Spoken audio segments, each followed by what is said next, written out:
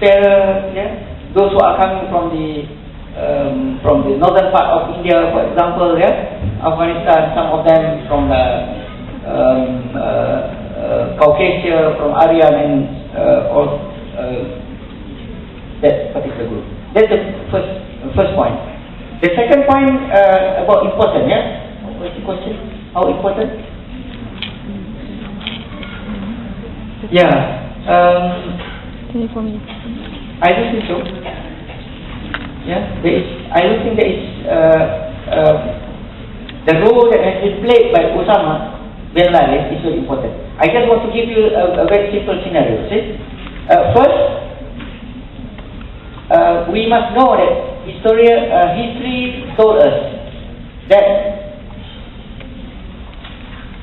some of the groups of the Mujahideen has been planted by the US in order to fight against the Russians. Okay? At that time, they are part of the American, yeah? CIA, from the what we saw just now, yeah? We watched just now. At that particular time, they consider they are trying to show that these people are good people. The second example is Saddam. Saddam has been part of America when Saddam has been asked by the Americans, yeah, to fight against Iran in the 8 Years' War, 1980-1988. But after Saddam failed, it was the American who was trying very hard to overthrow him. And then after they failed in all means, they went to Iraq and then colonized for the second time. Yeah? That was in 2004. Same also Hosni Mubarak. Yeah? Americans gave full support to Hosni Mubarak in Egypt. But when they saw that, yeah, Hosni Mubarak will fall very soon, so they changed their attitude. They said Hosni Mubarak was very bad, so on. Yeah? Same also happened to Libya, Muammar Gaddafi. Same also Bahrain, Iran, yeah, UAE and other states. So it was the Americans who played their role and then who managed to convince people that everything coming from them, BBC, CNN, yeah, is always right. You have to follow. You have no right to ask any question. This is the problem with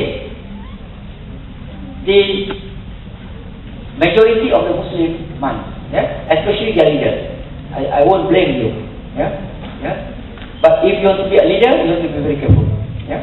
Another problem, apart from that, also, I would like to say here is that there are some Muslims. They are very energetic. They are very very good, but they follow blindly what the leaders say without any question, without enough evidence, and we can say that they are ignorant Muslims. For example, I have an experience when I was in Edinburgh. There was some group of Muslims coming from London. Okay? They asked me, "Where you come from, brother?" I said to him, "I'm coming from Malaysia." "Oh, Malaysia, brother. Malaysia, very bad country." I asked him, "Why?" Yeah? Why he say that Malaysia is very bad? He said, "You know, during the time of the Prophet, there is no such thing as Islamic University. Suddenly, out of the sudden, you have Islamic University in Malaysia. One, without." And then he went on. Yeah, you know, brother, during the time of the Prophet, there is no such thing as Islamic banking. Now you have Islamic banking. What is this? Yeah, without. All without. All without. And then I asked him, "Oh, where you come from, brother?" He said, "I'm coming from London. Yeah? Big city, cosmopolitan. We have everything there." good and bad. Heaven and hell. Even the Muslim prostitute also you can have it over there. Yeah? Muslim prostitute. Because a friend of mine went around London, somebody asked him, "Are you a Muslim?" He said, "Yes." "Oh, we have Muslim prostitute. You like it?" Yeah, like pig that has been slaughtered, yeah, and then endorsed by Jakib. My point here is that I asked him, "Where do you come from, brother?" He said, "I'm coming from London." How do you come here?" "I'm coming here by train." "Brother, that's the biggest without the English. You should take camel, yeah." And then this is the example of how most of youngsters, they are following their religion blindly. So you must be thankful of Allah Subhanahu Wa Taala, because Allah gave you the opportunity to be here, coming from all over the world, to come here and continue your study. Bachelor's is not enough, yeah. Not bachelor's meaning before getting married, yeah. BA is not enough, yeah. Whether you want to be a lawyer, to be a liar, yeah. BA is not enough, yeah. You have to further your study in order not to be part of the ignorant Muslim society. Allah Alam. Second. Thank you very much, Professor. So we have at least about half an hour left. So I can pass it to Dr. Maszlee for about 10 minutes, and then we have 20 minutes only for questions directly to the mic. Okay? Thank you, sir. Thanks, Syarief. Talking about the Muslim prostitute in London, I don't know, but some friends of mine, they did tell me that when I came to London, I like to stay in Edgware Road, and some of my friends was telling me Edgware Road is just like Jalan Bukit Bintang, where there's a lot of Arab restaurants there. So Arab Street in Singapore. So one of my friends told me that there is this kind of it's not a Muslim prostitute, but it's kind of Islamic prostitution. How Islamic it is actually was conducted by few Shia community, not community, bad people of Shia. They give a very bad name for the Shia people. I'm sorry for that.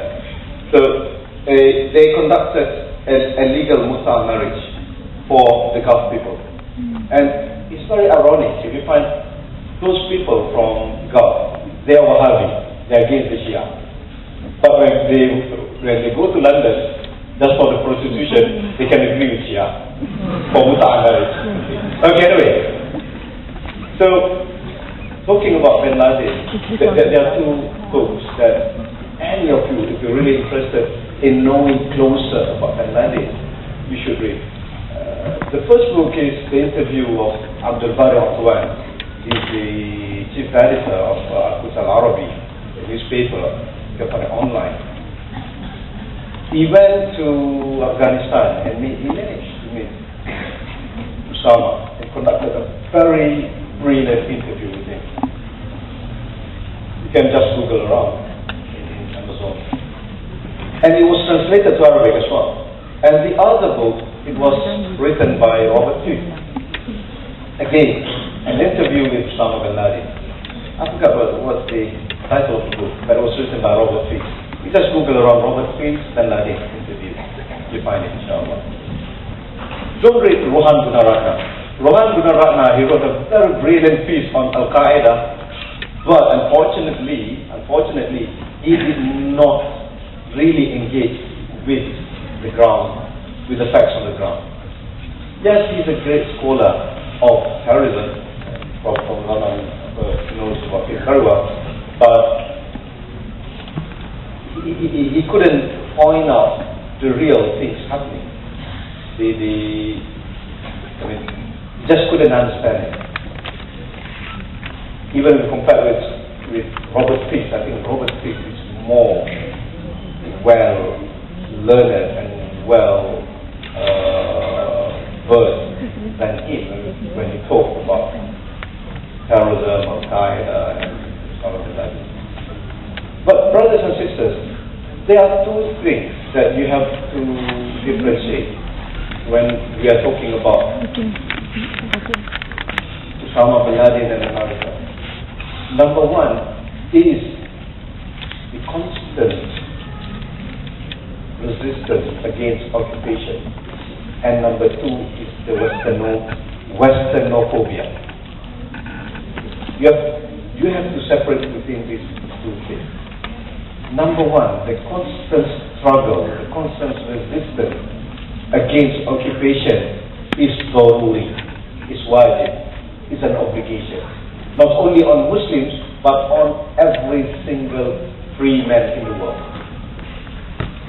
Occupation is against human rights. Occupation is against every norm of free people in the world.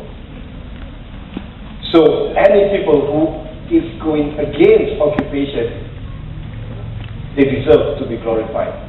Be it Osama, be it Abdul Azam, be it Che Guevara, be it Fidel Castro, be it anybody, be it Antonio Gramsci, be it anybody who fights against occupation, who fights against imperialism, they are to be glorified. But that is only limited to their fighting against that and not their aqidah, not their wrongdoing, not to justify whatever principle they're adherent to that is contradicting with our belief and aqidah, the pure aqidah of Islam. But number two,